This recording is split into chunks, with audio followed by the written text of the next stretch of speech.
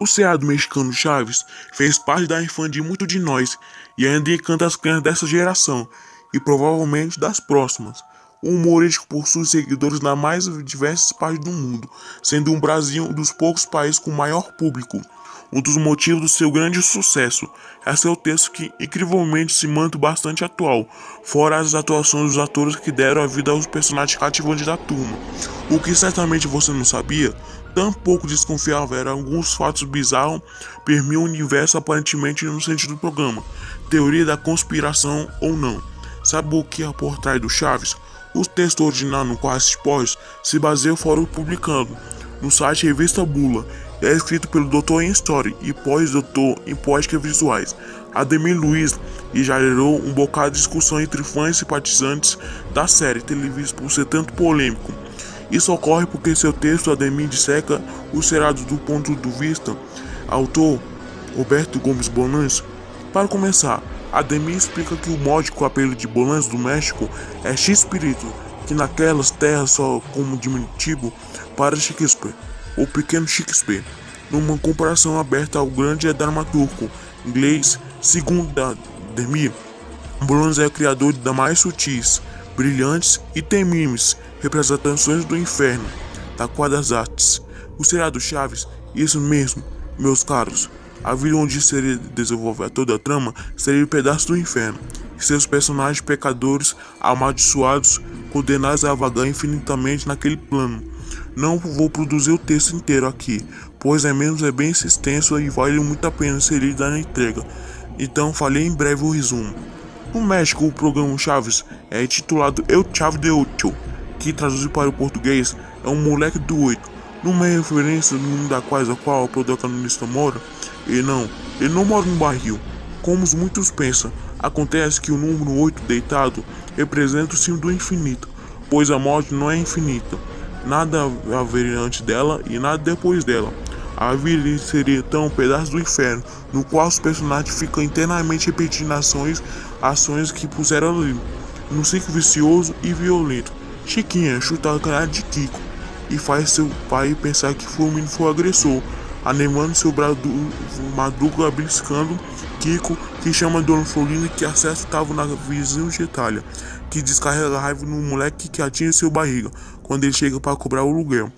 Enquanto isso, o professor Girafales, que é um antigo desejo, bebe café com um buquê de rosas no colo, sem desconfiar a causa, motivo, a razão, circunstância de tanta repetição.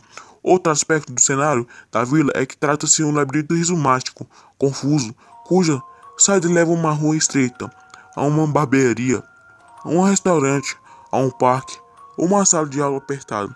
Cenários como Acapulco são exceções à regra. Há também a questão sensoral. Afinal, por que sem o barriga sempre cobraria internamente mesmo 14 meses de aluguel? Por que não 15 ou 16 mesmo? Simples, o tempo não passa naquele lugar. Analisando os personagens, a coisa ainda fica mais esquisita. Cada um deles representaria um pecado capital, como estão numa espécie de limbo, ficam fadados e fazer mesmas ações. Chaves representa o pecado da gula, um moleque sensacional que ama um sanduíche de presunto e chama seu professor de linguiça. Numa contação ao costume bíblico, relata que a carne de porco é suja. O senhor barriga representa a ganância, pois somente alguém muito ganancioso cobrará os 14 milhões de aluguel todos os dias. O Kiko é movido pela inveja, uma vez que os brinquedos alheios sempre são mais interessantes que os seus, apesar de serem maiores e melhores. O seu Madruga é a preguiça em pessoa, sempre acha desculpa para esquivar seus defazeres e não pagar o aluguel. Professor Girafales e Dona Florinda representam a luxúria, os dois amantes que, apesar dos seus desejos incontroláveis, jamais passam da tradicional xícara de café e os contáveis buquês, pois estão condenados à abstinência interna. Aliás, o professor Girafales é sempre a acender seu charuto, mesmo na sala de aula. Representa o cacoete dos amantes, em fumar após a relação, uma vez que o corpo não acompanha a mente. Só resta ao pobre homem fumar a fumar. Chiquinha é movido pela inveja furiosa. Era que, apesar dos seus reforços, não consegue se expressar a maneira que gostaria por ser o menor da turma. Logo se lhe estera chorar Dona Clotilde é a vaidade, morador do 71, que 7 mais 1 é igual a 8, o infinito. Possui um animal de estimação de nome Satanás, o que ora é um cachorro e ora um gato, demonstrando os aspectos transmorfos do demônio. Jaiminho, o carteiro, seria o único representante do lado de cá, segundo o texto. Ele seria um médico. Os suas cartas psicográficas, o fato de viver cansado, demonstra seu tremendo esforço em vagar entre os planos. Isso é uma Tangamadapio, onde tudo é mais grande e mais bonito. Não seria uma cidade, mas próprio mundo dos vídeos. O texto original segue explicando os personagens secundários da trama, como Godines, Apóstolos e Patty, e etc.